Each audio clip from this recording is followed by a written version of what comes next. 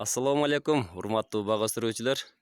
Мына жайдын келиши менен алманын бити тыльянын көбөйүшү баштап атат.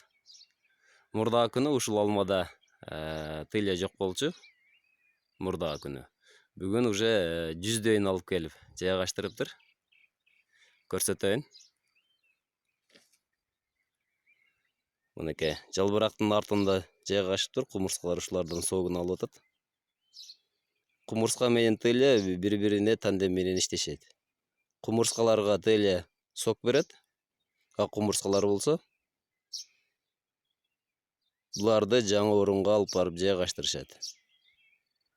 Жаңы место таап беришет. Ошентип биргеликте иштешет. Бул алма бити чоң алмаларда бир жылда 5 литрге чейин алманын согун сорот экен.